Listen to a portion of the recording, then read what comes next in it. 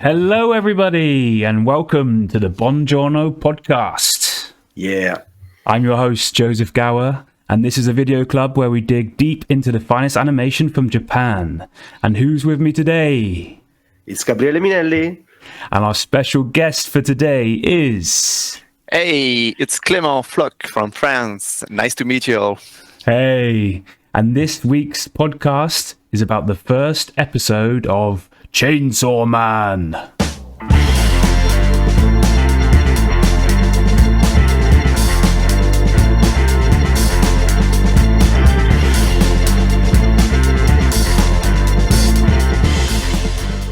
Hello guys, we're back.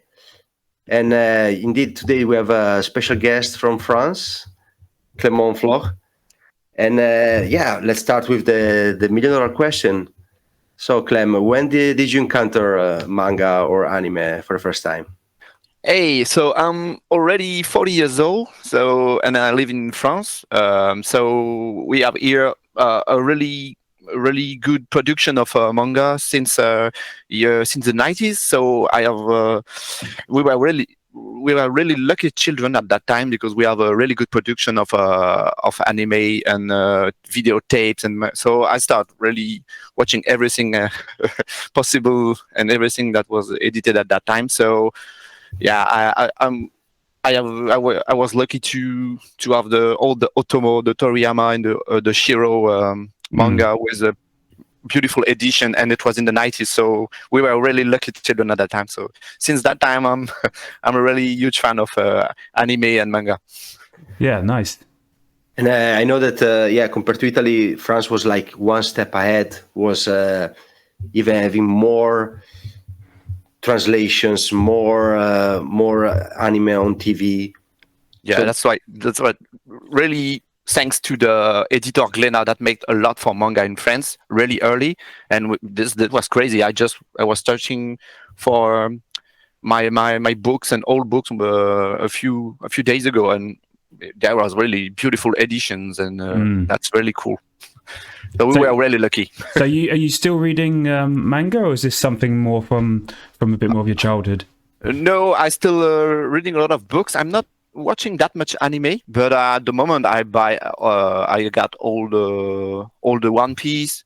I also have read all the Jujutsu Kaisen, the Kaiju number 8. So no, I'm reading a lot. And, yeah, you have all of the One Pieces up to date. Yeah, that's a huge collection. Wow, yeah, incredible. And which was your first anime that you remember from TV? For sure, the first is Akira. Because my brother, because my father, my brother was watching it at the TV, and I was really scared and surprised, and it was crazy. So I think this is the first thing I watched. This was not for children, but yeah, it was really incredible. Yeah, how old were you? How old were you, Clement? I think I don't remember. Akira is probably. Older than me, probably. I think this is from the 86 now, something like that. The anime is 88, and then manga, I believe 82. So I was probably 10 or something like that. Okay, that's cool. Nice one to start with, Kira. Definitely. Yeah. It's still good to watch. Huh? Yeah, it's incredible. We might do. I expect we will probably do a podcast on Akira at some point. So we'll get. Maybe you can jump on board again for that. That's a great idea. I will be very happy. Yeah, and but today we have probably the hottest anime right now. So Chainsaw Man, and this is the first time we are covering actually an anime that is right now on TV and is not finished. And so let's dig in. It is again an anime based from Japanese manga, and the mangaka is Tatsuki Fujimoto, and they're saying that there are two parts now because there is a first part was on Weekly Shonen Jump from December 2018 to December 2020. I remember at the time I was seeing it, and then it finished around the 100th chapter. And right now they have started like a second part in July, but only on the app. So I guess that's on Shonen Jump Plus. even in Japan. So I guess it's like Kaiju number 8. That's a little bit easier for a mangaka because maybe you can skip sometimes 1 week. You can have a little bit more irregular schedule than this weekly killing deadline. So you can focus a little bit more on quality. At the end, there is enough people following. So I think this is maybe the new way of doing things. So you start with the magazine, and then you get really popular, and then they can go a little bit differently because they have you are less strict in pages number, etc. So I think that's could be interesting, and there's this sequel there as well. But the first part indeed was 12 tankobon, so 12 volumes, and it is sold a lot, 80 million copies. So I guess probably the guy is millionaire right now. So, and what about Tatsuki Fujimoto? So what we know, with manga, he don't know that much, but in this case we know something. So he was born 1992, so he's younger than us all. Wow. And he studied oil painting because in his village there was no other art option. And before Chainsaw Man, he published several one-shots, and he had another serialized work, Fire Punch, which about a guy who's like always on fire, like a bit of Torchman from the. But it's also like really. There's also gore and rape. And pretty hardcore. Pretty dark. And they also run on Shonen Jump Plus between 2016 and 2018. So they're already like a proper serialization because it's always the breakthrough. Yeah, you can have a one shot and you're a young guy, but there's always like, okay, now you have to bring proposal to the editor to have a serialization. And but then you don't know how long it lasts before they decide to cut it. So this is the second one is definitely bigger, Chainsaw Man. And what we know further about the production is like it was announced exactly when he finished the manga. So in December 2020, and is now started to broadcast on TV Tokyo from October 2022. So the first episode was October 12th. So it's less than a month old, but it was like hugely, it was the most anticipated anime out there. So everybody was looking for it, and I think they are happy with the result. Another important thing is compared to other anime is this one is not made with a production committee. Normally you have like Bandai or video game company, a lot of people putting money, a lot of companies putting money in and basically splitting the cost. In this case, we have the studio, MAPPA, and is totally funding it. So it's just their own project. Of course, it's, I guess, Shueisha from Shonen Jump, they're really close, but this is how they are close. So the studio is indeed MAPPA, written all caps, which is founded in 2011 by Madhouse co-founder as well, and producer Masao Maruyama. And it is a big studio, and it has produced anime like really successful, like Yuri on Ice, the adaptation of the Korean manhwa, the God of High School, which was on Webtoon, Jujutsu Kaisen, and Attack on Titan, the final season, because before was with another studio. Yeah. And MAPPA is indeed an acronym for Maruyama Animation Produce Project Association. And they are famous for their quality and to not make sequels. So there is also sometimes they are now in the news because they are having many projects. They're working on 4 or 5 projects, and they have a lot of freelancers working for them, and not that many in-house animators. So they have a lot of producers and production assistants in there. And it's funny because the chairman is a really nice guy, always also in the Western conference, and he's depicted in the same role. Is now it's pretty old, and he's just stepped back recently, and he's also in Shirobaku, which is this anime about anime, and he has basically the same role, Like he's like the nice old president cooking for everybody, reading. You started watching that, didn't you, recently? Yeah, I finished it. It's actually cool. You can recommend it, right, to the I definitely recommend it. It started with wrong foot, but then because the setup wasn't super interesting, but at the end, I'm really, really excited. It was really cool, and now there's also the movie. It's interesting. Yeah. Okay, who are the key people? So we have, in this case, a new, fresh director, Ryu Nakayama, born 1990. And he's basically the only director work he did before was directing one episode of Jujutsu Kaisen, also for MAPPA. And but this is the first time being like the total director of the whole series. Wow, it's a big jump for him, I imagine. Yeah, I guess. And he's in his early 30s. Yeah, but nice. He was a very experienced key animator. So he worked on a One Punch Man, Macross, Black Clover, even Naruto at first, and Jujutsu Kaisen as an animator. So I guess maybe in this case they chose like a fresh one. The combination there, you have a combination of people with a lot of experience and new ones, and probably it's because it's an adaptation, so you can even like storyboards you can follow the manga really thoroughly, and also character design. You can also make a risk to take a new one because that's also pretty set. Instead, if you have like original, if you have to make a Cowboy Bebop, you need to have with a lot of experience. Yeah.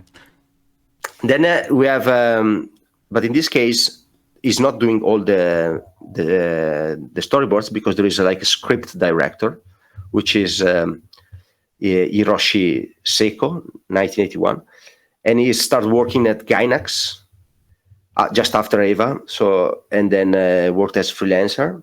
He's basically the main writer for both MAPPA and Wit Studio. So he worked on Attack on Titan when it was on Wit Studio. Mob Psycho 100, which is another series from One Punch Man, and Jujutsu Kaisen. So this one is a very experienced one. I think he's also either worked on or going to work on season 2 of Vinland Saga, which is the Norse anime, well, based on Norse history. I think I haven't seen it yet, but it looks quite special actually. Yeah, that's going to be the next big project for MAPPA. Yeah. And this writer said in an interview that when he read the original manga, he felt strongly that it was a movie-like manga. And so he was conscious to not lose that feeling in the script. Yeah, I personally also read the first episode of the first chapter of the manga, and it's following exactly the same story. But yeah, it has this... indeed maybe more Western-like visuals. Yeah. I thought, it's like just maybe the faces are more like the classic Japanese proportion, but the rest was really, it could be like sort of pulp comic. Yeah. Okay, then we have art director Yusuke Takeda, 1968. So this is a really experienced one, starting the golden era of the OVA in 1987. He worked on Bubblegum Crisis, Gundam F91, which went out in 1991, Gundam Wing, Evangelion, Sword Art Online, Shirobako, the manga about the anime about anime, Jujutsu Kaisen, and Lupin Part 6, which is the last one. So this one was like to compare like somebody really, really experienced. And instead, another unexperienced one is the animation director, character designer, Kazutaka Sugiyama. He worked on Jujutsu Kaisen, the movie, and The Promised Neverland, which is also like fantastic manga. But beside that, not much more. So this is a little bit, I think they are covering each other. Composer, we have Kensuke Ushio, which is a Japan. What we know so far is like a Japanese composer that goes with the stage name of Agraph. Yeah, and this is it for the production section of Chainsaw Man episode 1.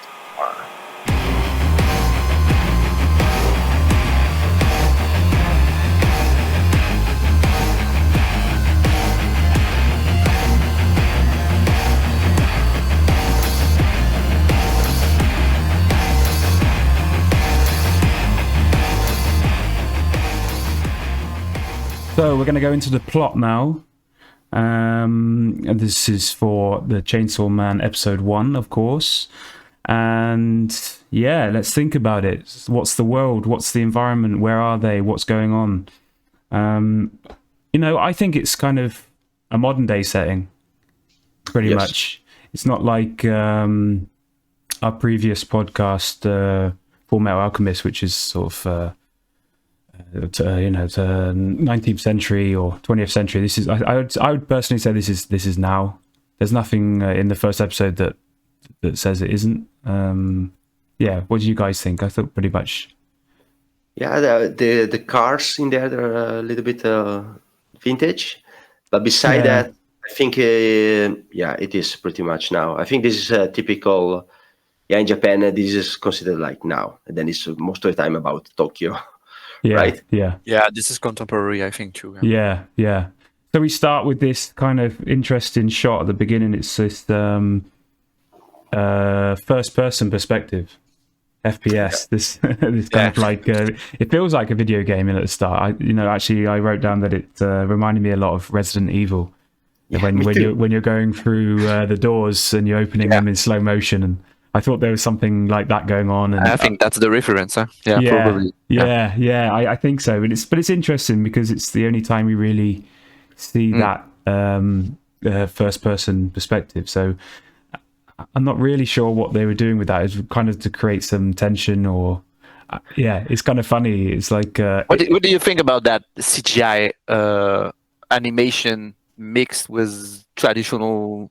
This is at the beginning. I was a little bit afraid about that because this is sometimes really. But I think this. Yeah, no, I think it's a good point. Yeah, I think it can be a little bit scary, but actually they did it well. I think I liked how it's done in Chainsaw Man, because the main characters look like they come from a traditional, hand drawn animation style, and it's the backgrounds and the effects which shine. And give it that extra layer, but I think that's actually it's quite nice. That works really well. I think. I don't think it's like oversaturating the whole animation.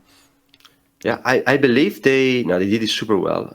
Yeah, and it's also of course a generational thing because we watch so much without, and now this is for us new, or for people watching last 10 years probably it's not that new.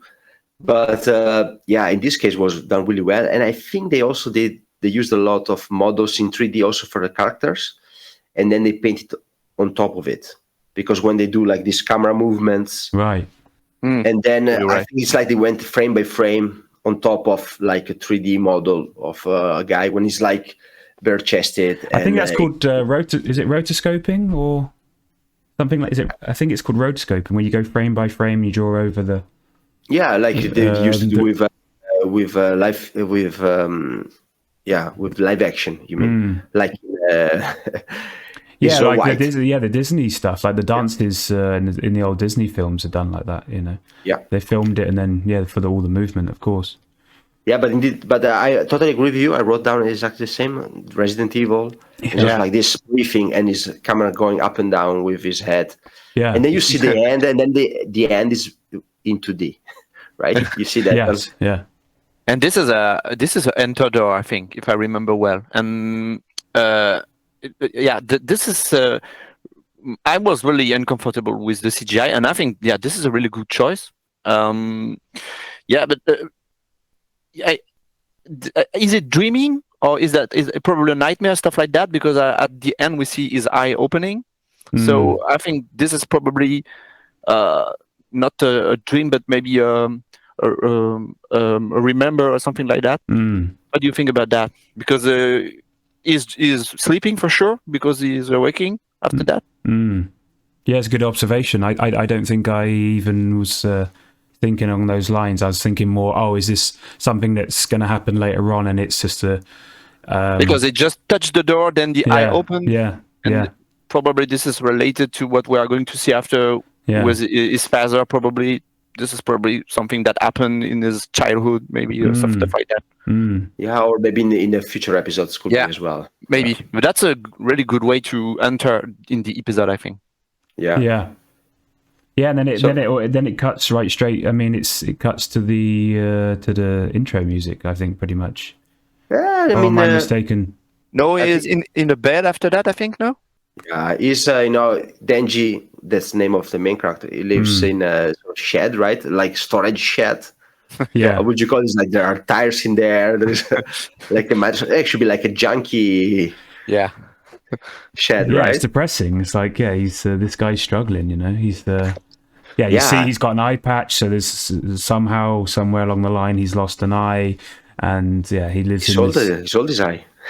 Yeah, so you find out, he's like, I think that's one of the first scenes that you find out he's in debt by like massive amounts of money, like millions of, I guess it's yen, and he says he's sold a kidney. You say he's sold an eye, and then he's like, I even sold my left ball, like my left testicle or something. And I was like, oh, okay, there's a bit of dark comedy here as well. It's like it's quite funny.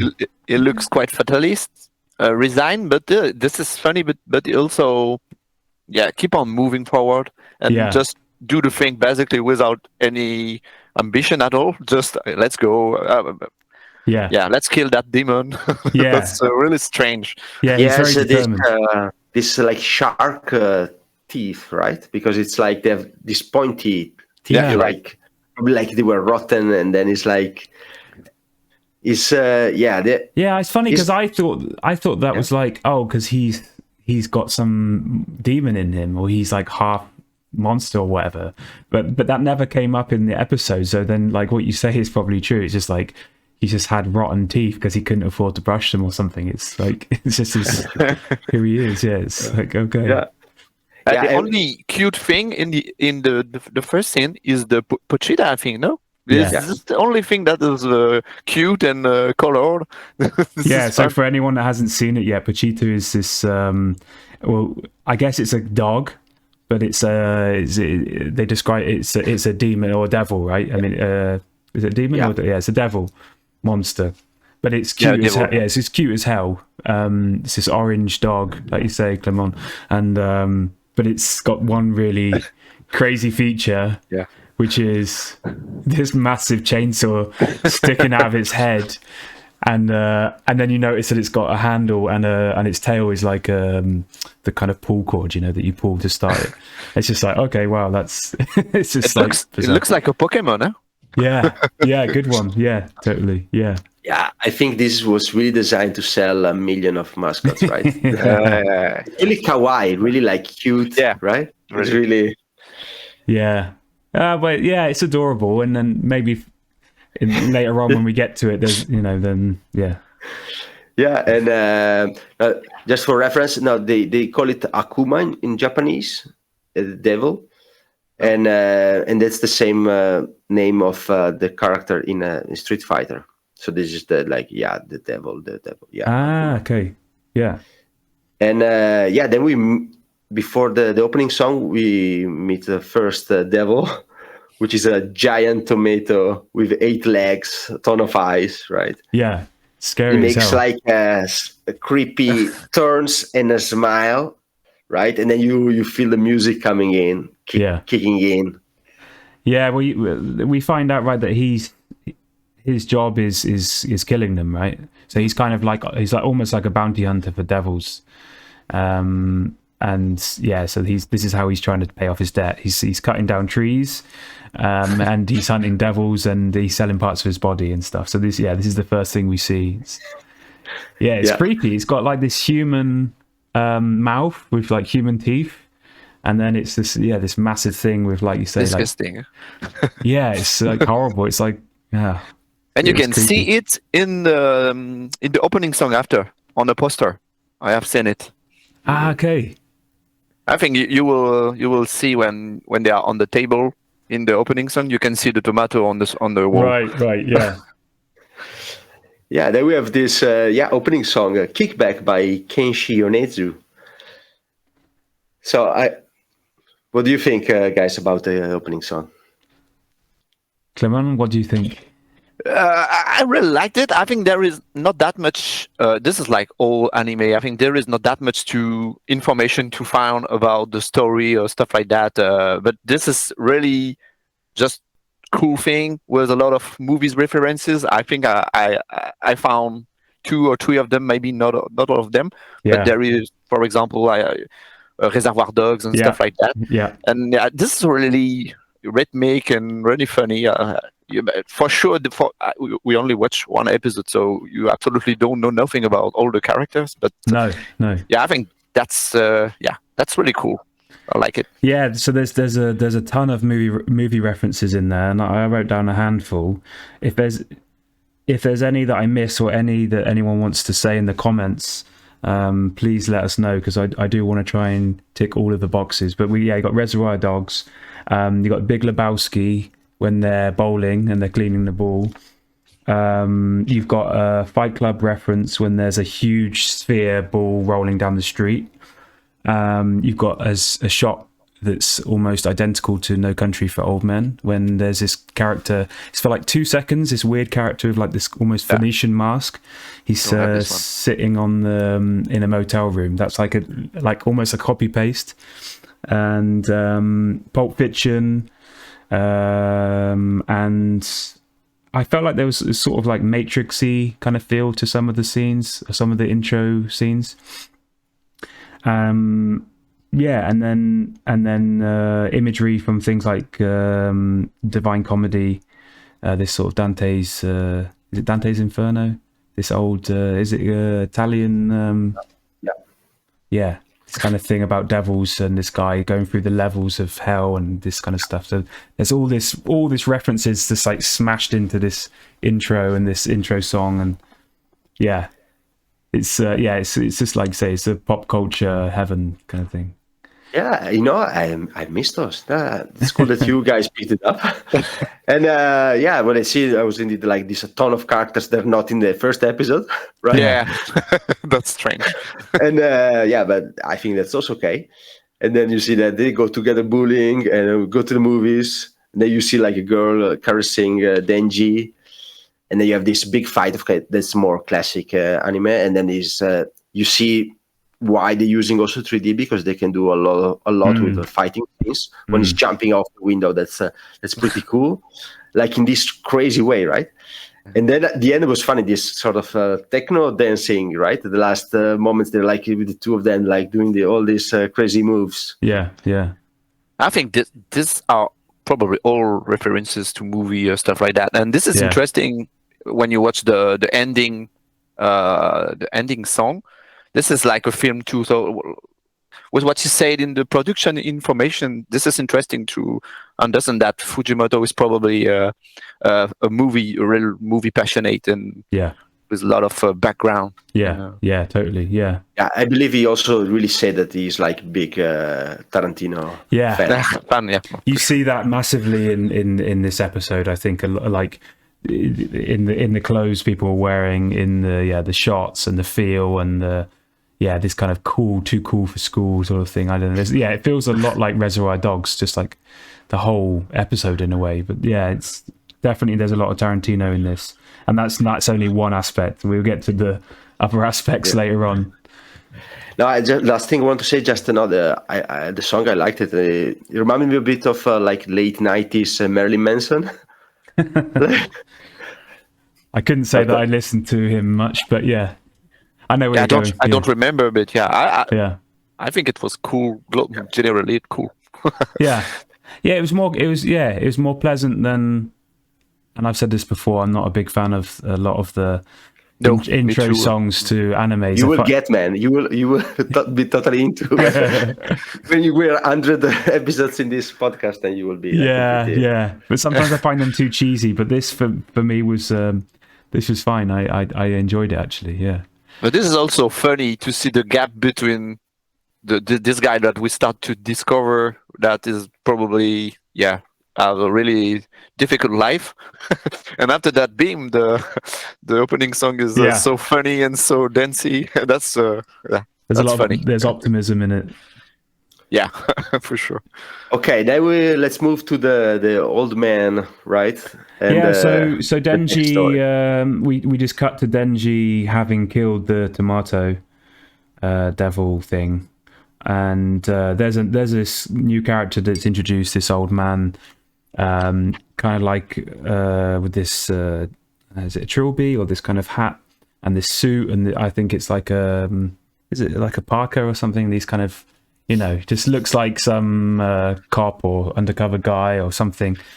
And he's got a beard. He looks a bit like Miyazaki in a way. Kind of reminded me of him. He looks like a kind of like Miyazaki sort of kind of character, yeah. But he looks a little bit like Brad Pitt in the Snatch as well, right? Like he also has this kind of hat. Yeah, exactly. Yeah, something like this. I think he'll also look like a guy that work in the cemetery, yeah? The guy that's going to bury you and all dressed in black with a hat, black hat and stuff like that. Yeah. And just another strange thing is that shocked me. You don't see the fight against the. This is strange. I think this is intended probably, but I don't understand why. I think they wanted to save that for later on for the climax. The action. Yeah. So that you. Yeah, I think it's just to save and build some kind of like tension for that. But yeah, no, you're right. I mean, you kind of maybe fill it in as well in your head. It's also quite nice. Yeah. But yeah, so then we have this character, and I'm pretty sure we find out then that this guy is from the Yakuza, right? Yeah. So he's and Denji's selling to them this devil. Yeah, they're buying the bodies from him. But they're screaming over and over, right? Yeah. With because it's like, oh, I'm gonna pay you X, but then it's like, oh, then we have all this cost. And this, finder's fee and things like that. Yeah, all these fees on top. Yeah, he ends up with, I think after a while, after paying everything off, he ends up with like a couple of thousand yen or something, which is, well, it's made out that he can't even afford to eat anything but just bread, right? And that's like his staple. This is funny to see that Denji just say nothing. This is not acceptable. I think the guy just taking all the money and removing everything, and after that, Denji just say, "Okay, that's cool." Yeah, he is absolutely not. Yeah, no fight against. Yeah, he's quite passive, isn't he? He really passive. Yeah. He has no. How do you say? He doesn't bite back. I think maybe he's just used to that. Like he almost like he's just used to being manipulated or abused or something. It's just like it's just normal for him in a way. It's quite sad. Like, really, again, it's quite sad, really. Like he's just like, oh, okay, just he's like a sweet guy, very obedient, right? He's like completely he's accommodating with everything. So just okay, I will take 1,000. That's all. Yeah. And then we go into his backstory, I believe. Then I'm not sure if it's that moment or. Yeah, a little bit. Okay, you have this scene with the cigarettes and with this Volkswagen Golf, basically, right? Yeah, there's like a henchman who's sort of taking the piss out of him, and it's just to make a point that he's totally loser. It's like they are screwing up again and again, right? This is just to make that point, right? And then he's go back to this shed, and he's like, yeah, you can just have bread, and it's like so poor, like a Dickens poor. I wrote down. Oh God, yeah, even worse, I think. I think Dickens they had candles. I don't think Denji has even that. Like it's pretty extreme. Yeah, and he dreams about having jam on top of the bread, like big dreams, pipe dreams, like having a girlfriend. But she will never be in this kind of crapple place, right? She will never come. So it's like, it's just himself and Pochita, really. He's probably the most unlucky shonen character of all time. Huh? Yeah. He looks a bit like the protagonist of Bleach, isn't it? Yeah, a little. True, yeah. He has like same haircut. But he got no ambition. His dreams are really, really small. Just dating a girl and eating bread. It's funny. It's funny because it kind of reminded me a little bit of Spike in Cowboy Bebop, in the sense that they're always hungry, they're always trying to get some money, they're always like, it's a bit bleak, it's a bit, it's like they're kind of like down and outs a little bit, it's the same kind of feel.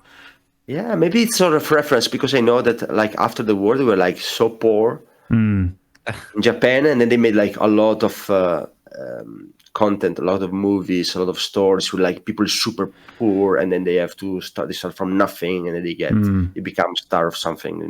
Maybe it's sort of cultural reference to that. Yeah. I think the character is more affable as well when like you say, they're the underdog and you're rooting for them and you want them to do well or succeed or achieve. It's like if they've already got everything, it's like you don't give a shit about them. It's But I think also if Denji is so caricature, there is probably something intended by Fujimoto. This is not possible. This is the extreme shonen character.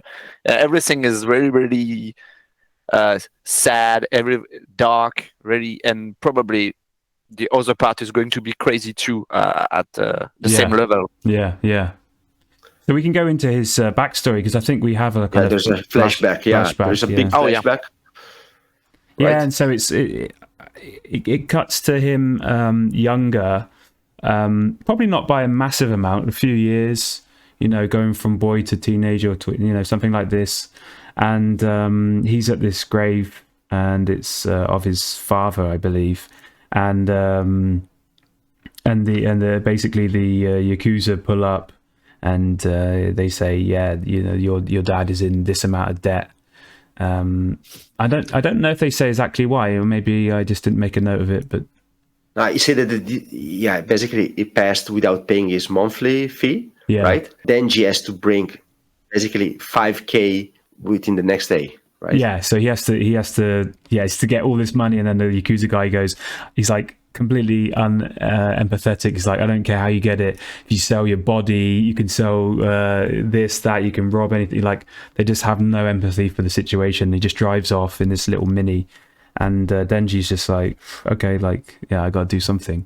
And then we're first introduced to the dog Pachita. And we see him kind of hiding behind this tree that's next to the grave, and there's no one else around, nothing else around him. And Denji's like, hey, come over, and then Pachita's sort of growling a little bit, angry and stuff, and he's got this blood coming out of him. He's like, he's been injured. We don't know why, but he's just there, and he's basically like dying. And I think then Denji also realizes it's like, he's also in the same situation in a way. Like, he's also nearly dying, or he's about to die as well. Like, he's at rock bottom. There's not much else for him. And I think the two of them have this kind of moment, and he says to Pachita basically, like, let's make a deal, right? Like, if for you to survive or you to heal, I know that you need human blood, and you can have my blood, but I want you to. Was it to help me, or I think it's just, I think it basically is just like you help me out and I help you out kind of thing. Yeah, something like that, kind of a pact or something like that. Yeah. They made like a contract, right? Yeah. Basically. Yeah. And during the flashback, you also see a quick image with a guy hanging on a rope. So this is probably the father, and this is probably a suicide, I think. Yeah, it's a good one. Yeah, it's a really quick shot, isn't it? Yeah, funny, because I kind of pictured that as him hanging as Denji and seeing a kind of... That's possible. I mean, but it could easily be his father for sure, but in my head it was like, oh, this is my future. Like, he's thinking, shit, this is how it's going to end for me, so I better do something dramatic. But yeah, no, it's all bleak. Sure. This is funny to see that even if he is not fighting at all, he is really passive, like you said. And the enemy, the mafia, the guy is really, really implacable. So this is sad. This is dark. There is no escape. He's probably going to die, like you said. Yeah. But there is nothing really. This is really, no escape, no future there. Yeah. Yeah. No, totally bleak. Yeah, and the bite scene. We've seen recently a bite scene from another movie. Yeah. In Nausicaa, there's also this bite. Oh yeah, good one. Yeah. Yeah, I think this is it's not like a clear reference, but maybe it is. But but at the same time, you have like this, like bad, behaving bad, and then it's like after biting, they're like, okay, now they are allies, and that's the same situation, right? Maybe there's something in the sort of Japanese mythology or culture or something. Maybe there's something there that we aren't aware of, that our Japanese audience might be aware of, and that would be great if they could say, actually, because we might be missing a lot of these cues, but something to do with, you know, blood and life, and with creatures and packs between people and animals and things like that. But you're right. Like, but the other funny thing is that when we said in the Nausicaa podcast that that the animal in Nausicaa was also like a Pokemon. So there's both of the animals in these both things. We both said are cute and like Pokemon creatures. You're right. There is probably something in Japanese culture, because, you know, in Naruto there is also a bite. There are bites. This is quite often, and this kind of a demon and divine side of and the transformation of. I think there is probably something. Yeah. Because this is really, we see that really often. Yeah. They have like a blood path. Would be like something probably like a reference from for the West. Yeah. So then it comes back, or it cuts back to Denji in his shed. Let's just say that, and I think then he pretty much he just like he's coughing, right? He's coughing up this blood, and then we find out that his mother is also dead. He's just like, this is how my mum died. Some problem with her heart, or whatever. She was coughing up blood, blah blah blah. And it's like, oh, okay, great. So he's an orphan as well. It's like, he's going to die. He's going to die. He's an orphan. He's in massive debt. It's like he has nobody. It's like he couldn't get any bleaker than this. And then I'm not sure how, but he gets summoned by this Yakuza guy. This old guy to this warehouse, right? He says, I think he just basically just cuts to this new scene, and we just understand that he's on another. I believe he's calling him, and then they go like, "Oh, there's a devil. Okay. Let's go there." And then they drive there on a Mini Cooper. That's true. Yeah, that's true. Yeah. You also have this camera going upside down. I like it, and it's like driving in the countryside. I think that part was done really well also with this. Like driving the night, we made with all boxes, like 3D elements. I think that it's all made in Blender, I guess, the backgrounds. So they could move them a lot around. So once you build the structure, then you can decide what you want to do with it. Yeah. Also in the warehouse as well. Yeah. But I was going to say as well, there's a lot of the episode has got this is really muted, the colors. There's a lot of greys and there's a lot of shadows, and it's not like super oversaturated. Particularly at the first scenes, it's like everything's like in this kind of muted style. So that's also an observation of the art style and where they're trying to go with that and the feeling. Yeah, I also just to pick up on that is the manga has also like not really like middle tones. It's also just black and white, really straight. Normally you have these screen tones. They try to use all kind of ways to shade stuff to make like not just black and white within a manga, which is black and white, but they just try to create with tricks to create depth. Instead, they're just playing it really bam, bam. Yeah. Really straight. Why do you think they did that? What would your guess be? It was just a deliberate choice in the manga, and then they maybe try to convert that in a color with this with these music colors. I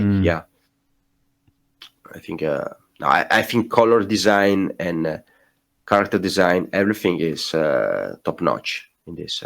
It's all been considered well. It's all part of setting the mood, isn't it? And the feel and our empathy for Denji and things, But we got a few colors at the beginning with at the countryside with the grass, the trees. Then after this is finished, huh? I mean, he's living like a terrible life, but he's actually a happy guy. Yeah, and he live in a nice nice place. Yeah. So he's in this. So he gets basically taken to this warehouse. It's like a warehouse in the middle of nowhere, and this Yakuza guy is there, and he's like following behind him, and he's like, "Oh, where's this devil?" It's like, I can't see him. Is he hiding? Blah blah blah. And he's just like, huh, what's going on?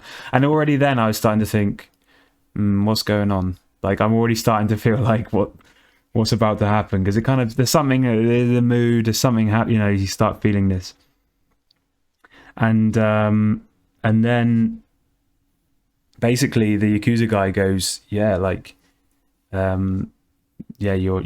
a dog, like you have no guts, you don't have no ambition, like you don't want to achieve anything, you're not like,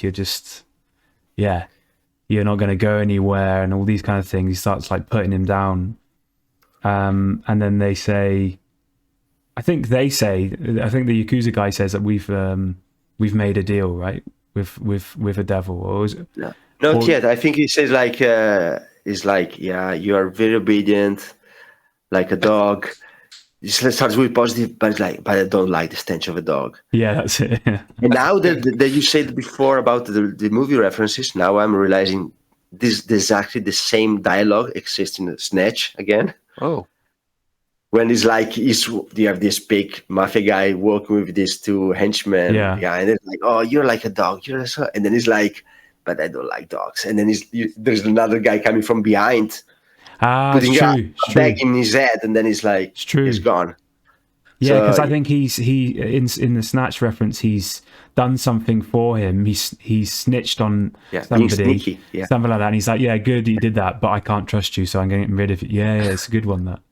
Oh, that's it. So then we see, then he just basically gets stabbed in the back. Yeah. By this kind of like crazy. Big time. So he should be like dead. Yeah. Because again, ears from the back, and also Pochita too. Yeah, that's terrible for Pochita. Oh yeah. Yeah, I think that's I think that made a lot of people upset. It's not. But again, is they apathetic at all? It don't try to. It doesn't try to run or to escape for his life. It start running after a long time. Yeah, it's true. Yeah, but then we know that. That this guy has also said indeed that the big reveal. So he has done a deal with the devil too, but not just Denji with Pochita. So he done with devil too to gain more power. And then we see behind this old man, we see like a sort of wrote down like a torso with a head instead of a heart, right? Yeah, it's creepy. It's like this is when we see something actually quite scary for the first time. It's not it's not just like a little bit tongue in cheek. It's got these tentacles. It's got this brain thing open. It's got this face that's like pulls out. And I wrote in my notes that it was like totally like something from The Thing, from John Carpenter's The Thing, this kind of hybrid humanoid / monster thing. It's like, yeah, it's creepy as hell. Like I was like, oh my God. And it's massive as well. It takes up like the whole height of this warehouse, and yeah.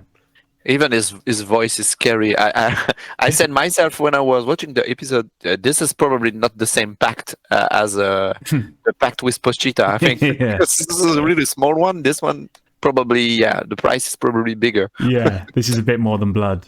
Yeah. I think so. Yeah, it's also this the color scheme of Freezer from the Dragon Ball, like this off-white and a purple. Yeah. So you see from afar, then you see, it looks a little bit like him. Yeah, you're right. I was really scary of Freezer, and this one, scared me a lot too. New nightmares.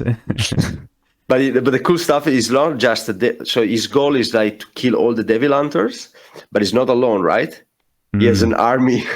An army of former devil hunters that are now all zombies, and he's like a devil zombie.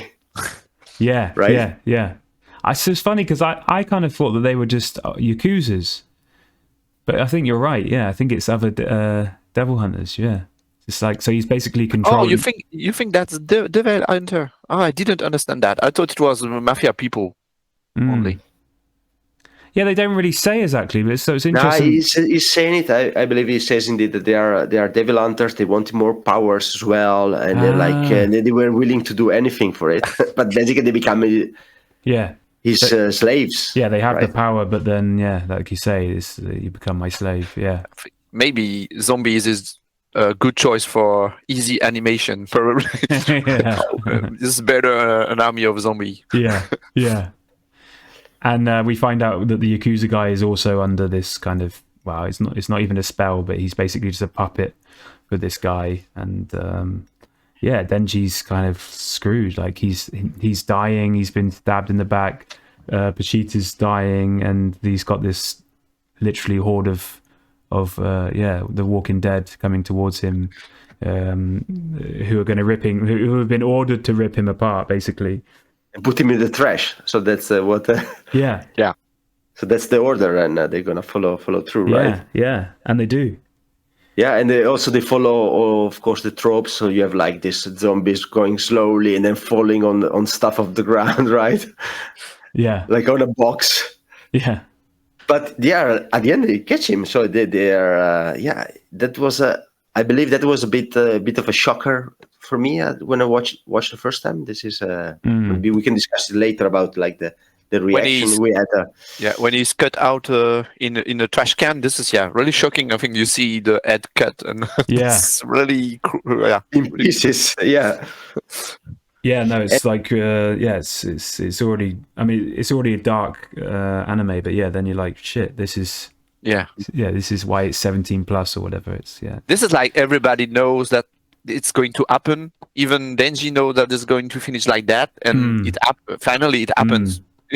And then he's like, I'm looking for the exit, and then you see like funny. You see like the exit logo, right? Like the green, like a door with the green, with the green icon on it. And but then I think even if he got through that exit, though, he's screwed. Like he's not. What's he going to do? You know, it's like. And then he has his last thought, and he's like, "I want to have a normal life." So then he's like, basically, that's his goal, like having a normal life, and this dream is broken now forever, right? Yeah, and it's not. He's not asking for a lot. It's just like he says, "I just want jam on my bread and a girlfriend." Basically, like he just. I think that's the main things he wants in life.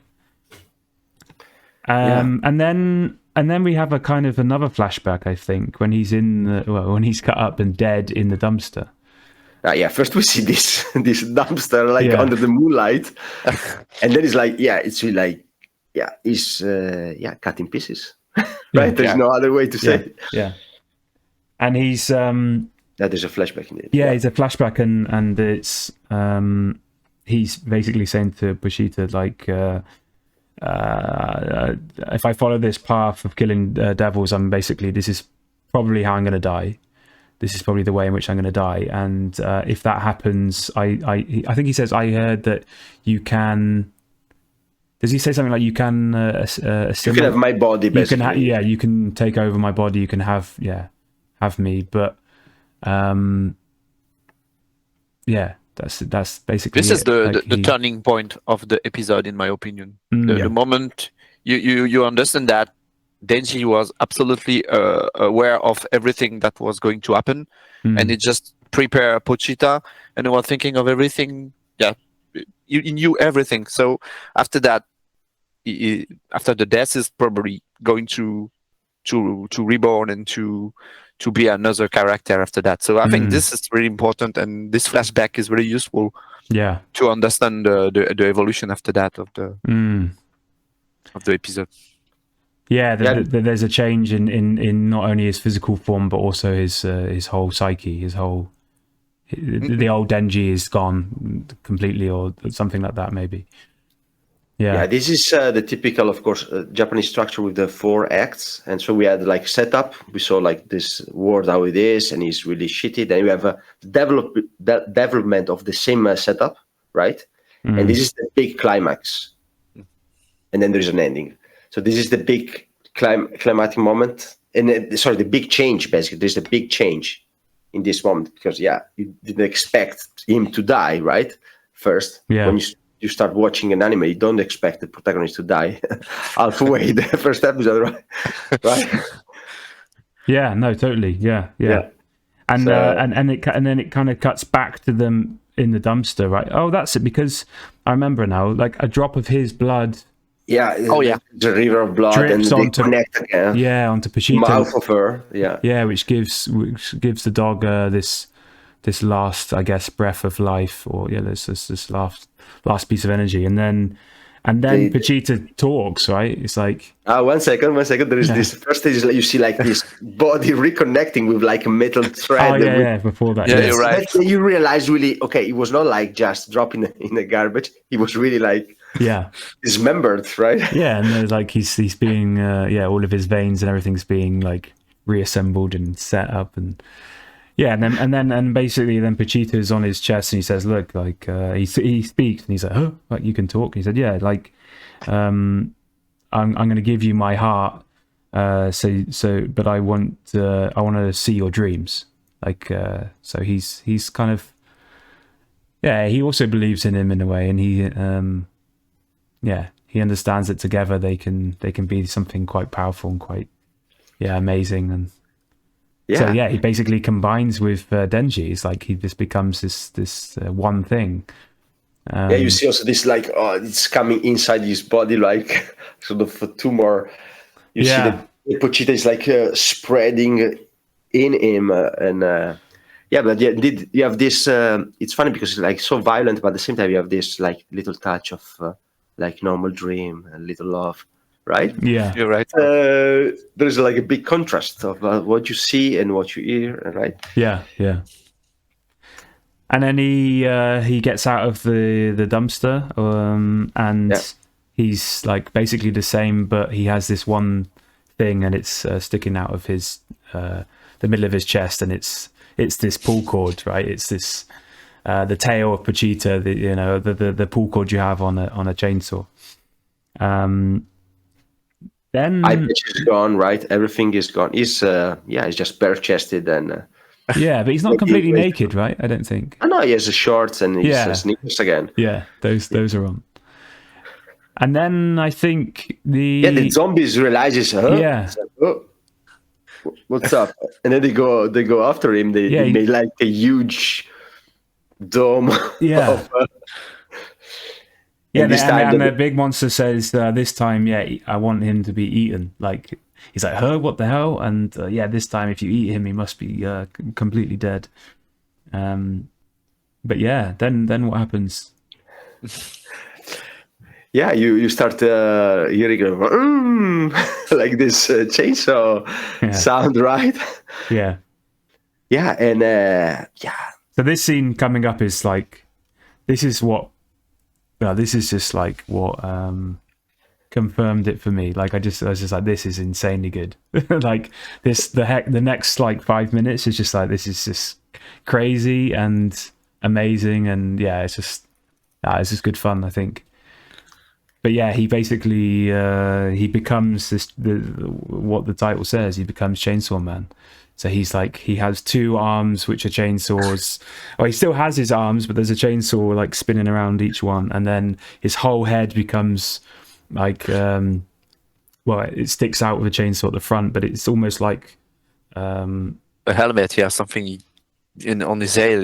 This is crazy. almost looks like a helmet, right? But it's sort of like a mix between it has human elements, like these kind of like a glowing robot, eyes, but it also looks like the body of a chainsaw or something. It's almost like it's kind of like if you were to go in the machines of The Fly, Cronenberg movie, The Fly, and you'd mix a chainsaw and a human, and this is the kind of thing you'd get or something. It looks crazy, like the design of this of this helmet thing. And this really sharp teeth as well, like a shark, right? That's right. Yeah, and it looks like it is almost crazy too, no? Because it is something I don't remember well, but it's like laughing all the time, like crazy and psychopathic. The devil's the demon side has taken a lot of places, I think, in this mind. Yeah. And metal music starts immediately, right? And then you know that he's gonna rock and roll there. Yeah. So he's gonna hit. He goes straight to the main boss, but then he's been thrown back a lot, right? Yeah. And then immediately there is like a gigantic zombie, like sort of a Frankenstein one with a beam, like hitting him, and then he's like boom. He's like, he doesn't really It's not a big deal for him, like this huge tons beam. Yeah. Yeah, he's really strong. He is stronger with the after the transformation. Yeah, And then the big devil starts throwing at him zombies, like, and then he's hitting them like if it were flies, right? Left, he's starting to panic, isn't he? He's like, like, shit, this is like scary, because he can see that Denji is also cutting up these zombies left, right, and center as they kind of get thrown at him, like just heads coming off and limbs and bodies, and you have a lot of that. So going back to Tarantino, you have this kind of like over the top gore and like Kill Bill sort of style, like sprays of blood and this kind of like 1970s Japanese samurai movie kind of things. It's like really over the top, really gory, like pools of blood, body parts. It's like, this is like, this is just crazy. Like, and finish them all too. Huh? He's going to kill them all. Yeah. No messy there. Wait. First he goes to the big boss, right? And then the big boss until he's like cut in two, right? And you see like this like frozen scene, like the guy being with his eyes panicking, this devil, right? Yeah. He's like, you're feeling for him. Yeah, right? Yeah. Were you feeling for him? Were you? This is a bloodbath. Then you like this is like really sadistic. Like they're really doing. They really want to show you like how pulp this is, right? They kind of look at this guy, how much he's suffering, right? Yeah. But this is truly a reference to Tarantino. This kind of bloodbath, you got them in every single movie of Tarantino. So this is for sure a reference. Yeah, totally. Yeah. But he's using his head, is like, because his head is his chainsaw. That's the bit he's also using, right, to cut this main demon boss, like the zombie guy. Yeah, it's just crazy. But I also like the choreography of that scene is also really quite nice as well. And camera movement, the camera movement, exactly. Everything just feels really dynamic. But yeah, it's a bloodbath, like quite literally. Yeah. And then it goes, it is like, okay, you guys, I'm going to get you all. And you see also his former employer, right? The Yakuza boss, like really from close by, also like as a zombie now. Yeah. And I think he even says at some point, like, I'm going to make sure my debt is cleared, or like, this is for sure clearing my debt or something. Like, he's just like, he's just done with it. I think it's just so cathartic for him. Then it's just like, I'm absolutely... Yeah, he's letting out all of that, all of the years of rage and bullying and like, all the crap he's had. It's just coming out on these guys. Yeah, and it ends that he's having a laugh like a proper madman, right? He's like, This is the end of. This, Make me think about Berserk with the violence. This is. Yeah, I think the most violent thing I have seen since Berserk. So I was really shocked, and. I think the head part is this is funny because this is not really usual to see a guy using his head to cut people. So this is it participates to that kind of the general shocking I felt during that scene. This is violent and strange. Yeah, totally. Yeah, but again, cutting in two is really like from a samurai tradition, right? Yeah. It's not just death. That's more than just death. Like that's total revenge. Yeah. Yeah, it's probably taking a lot of pleasure too, because like you said, he's laughing a lot and. Yeah. And we have a next day. Yeah, it's like basically we're going into the final scenes. Like it's like say it's the next day. We're still at the warehouse scene, but from outside, and this car pulls up, and this woman and these two guys also dressed in this kind of Reservoir Dog sort of suits, these like classic black suits, trench coats. Yeah, exactly. They step out. We don't know who they are. We don't know what they want. If they're Yakuza, like we have no idea. And they walk in and they just see this carnage, just all of these bits of bodies and zombies and everything. And Denji is just, I think he's just standing there, right? Just like motionless. Spent. Yeah. yeah, just like you say, spent. And I think the woman even says, "Oh, I think someone's done it for us," or something like. So I think they confirm that they're there to fight these guys or to get rid of this zombie devil. So we already know sort of that the I guess they're how would you say, they're the good guys, if you want to put it that way. But I believe they see something like somebody came before us. Yeah. They're sort of Men in Black, right? They're arriving like... That's it, yeah. And say, there's still one there. Yeah. And he is still in chainsaw form. Yeah. He's not transformed back, so maybe he can't, maybe, or I don't know. So that's interesting thing, right? We don't know. Yeah, if he's able to... Yeah. If he's able to take his form back, or is it the girl action that will able him to get back? I don't know. This is strange. Yeah, we see her going, this girl with pink hair going towards him, and in that moment I thought, she's gonna be tough on him or something. But then he says, "Oh, hold me." Well, and she asks him really kindly, right? That's it's also like, whoa. Yeah. This. Yeah, physical love from someone of the opposite sex. Probably never even had anything like that. So I said myself, this is probably the first time he interact with a girl. Yeah. Probably. Yeah, it could be, right? And you see that he basically turns back into himself, his human form.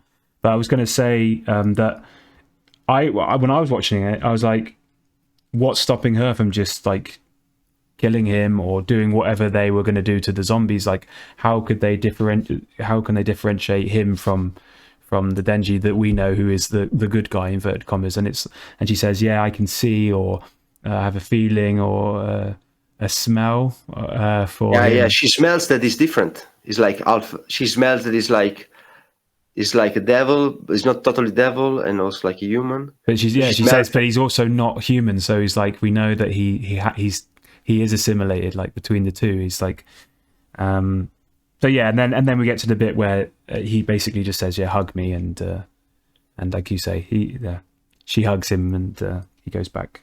She is an interesting character, this one, the girl, because she seems to have a power or stuff like that.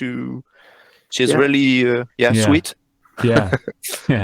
She says something that is interesting. She says basically you can choose now. Yeah, you can be a devil. And I will kill you, no doubt. Kill you. No, you say I'm going to kill you. Yeah. Or you can be my pet. Pet. Yeah. And apparently, she feeds her pets properly, right? And what do they eat? Yeah, they can have jam, and they can have all kind of stuff. We came from a dog to a human pet, so this is a small improvement.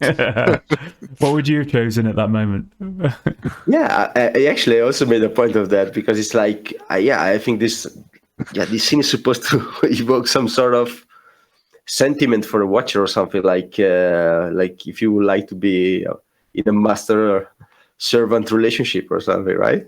This is kind of slavery, but funny thing is that Denji looks really quiet after that. He is probably tired because he's just lying like that, and but it looks like he's, I would say, happy, maybe not maybe happy, but and then you see the camera pulls back, and they're hugging, and then you see the blood all the blood everywhere.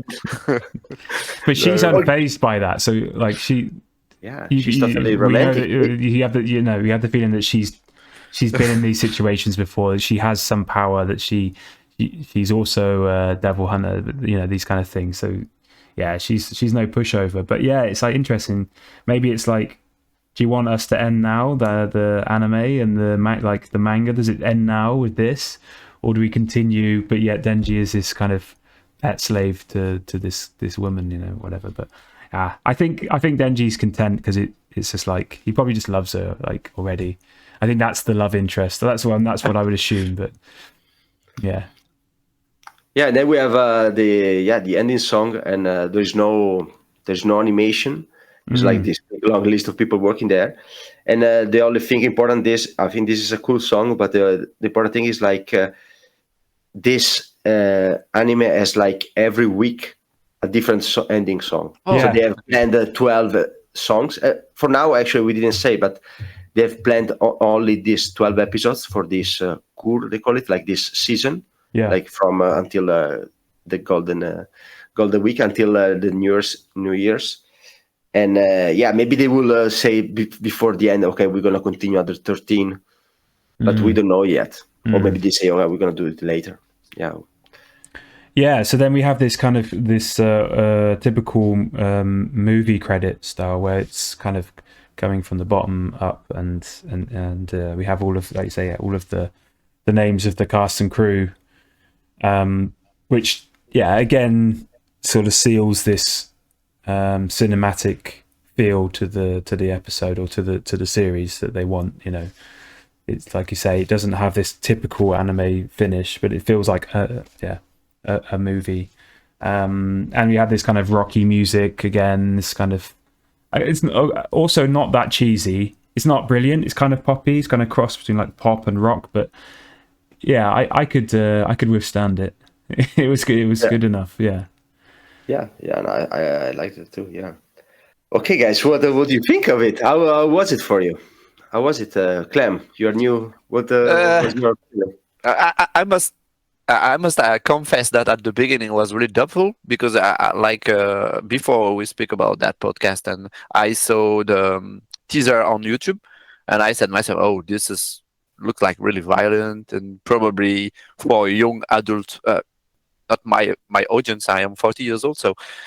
But after watching the first episode, I must admit that I think this is probably the first step of something new.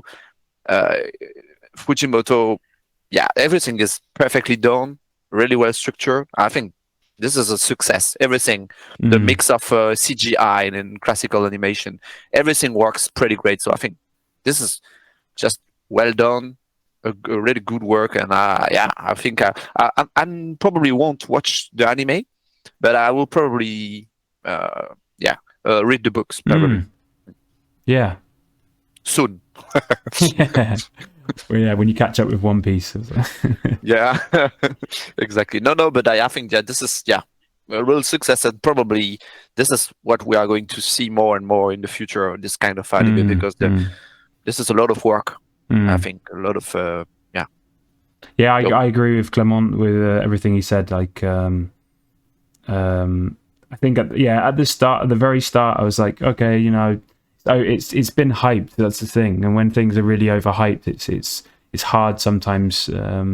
You're more critical, and that's what's been happening online. I've been reading recently that there's been a lot of pushback because it's overhyped, and the expectations are there, and some people are criticizing it for its adaptation between the manga and the anime. But this is not episode 1. This is more over the next episodes. But I think the general feel online and for myself is this is fantastic. This is good fun. This is something that I want to continue to watch, and really hopeful for, and I just enjoyed it. I think I love all those kind of film references, and I love the art style, and they say the pace and the story and the characters, and already it's just because we did Full Metal Alchemist recently. It feels like a more adult kind of version of that in a way. It's like it's like this is what I would like to watch. Gab, what did you think? Yeah, I mean, with you both, actually. No, it was really hyped. So I was also critical, but I think it's also cool that we are covering now this, because it's fresh. There's no like a proper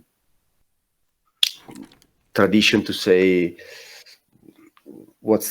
how good is it or not. So it's like really fresh, and I think the first episode was great. I was a bit shocked. I watched like in the evening. I was like, whoa, this is it this for us? Is maybe too much. But at the end was satisfying. So I was like, okay, it makes sense. And looking like rewatching it, then also like all these little details and also this love part, it makes it interesting. So definitely I have the feeling like I would like to watch the next episodes, and it would be also cool to watch like week by week as well, like as an experience. I guess this is what this is different than the way we watched manga in the past, but this is like the reality right now. People are watching it basically at the same time as Japan. Yeah, and we didn't say it before, this is airing at midnight in Japan. So every Tuesday you have a midnight, you have one episode, and for 13 weeks, I think it makes sense. I mean, probably we can catch up pretty quickly with 5 episodes. That we are. This is what's up to now. It's still, maybe it's not completely my cup of tea, but I totally understand that probably if you are like 18 or 16 and really your horror watching phase, this is perfect. Clearly. So if I wasn't that time, I would be like 100% fan. If I send this one to, actually I didn't have to send because my nephews, they are that age, they are like late teenagers, and they were like, oh, I'm definitely gonna watch it. So I guess all the younger generation. Well, the shonen audience, I guess, isn't it? Yeah. I mean, this is also like a little bit of a stretch for shonen, I think, I believe, but it's still like a shonen character, and there is a lot of gore there, and this is not normal in the Western culture, but in Japan, it's okay. Right? Yeah, we said before, this is the next level. I was just thinking, like the people that were watching Stranger Things, Squid Game as well, right? Yeah, true. Game, it's also like same off. Yeah, but also Stranger Things. I was thinking the people that have watched the latest season of that, and you have these kind of demons and monsters and a bit. And that season, is it season 4, I believe? But it's like it's gone up a level. It's gone to this kind of more adult feel. It's like it's more graphic. It's scarier.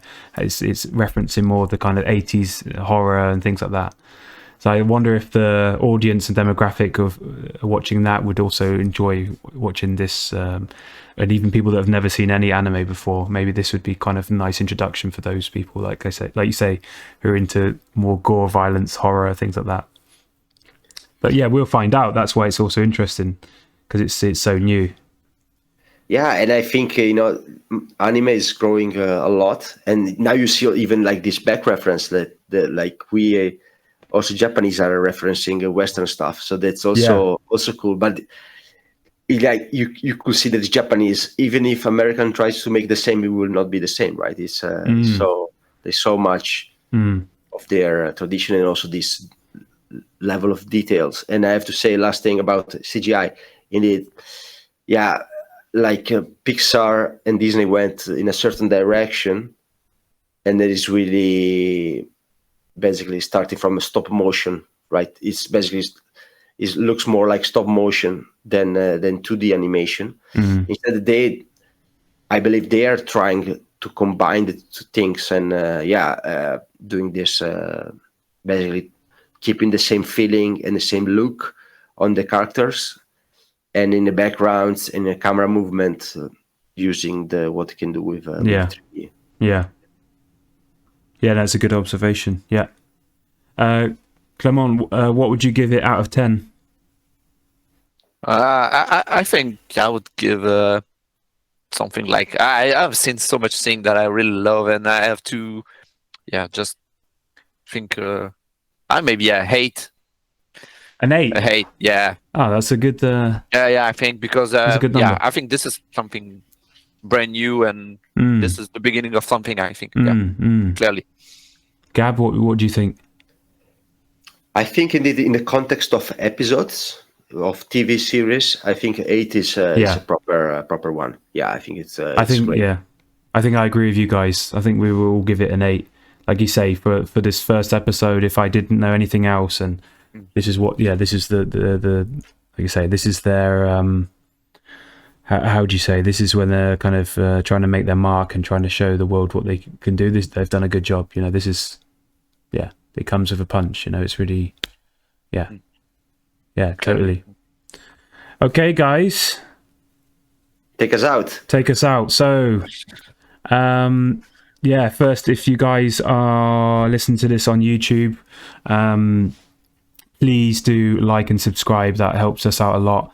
We love to hear your thoughts about it, what you guys think about the next episodes coming up in Chainsaw Man. If we missed anything, or if you agree or disagree, please let us know. You can follow us on Instagram. That's Bawnjourno, BAWN.JOURNO.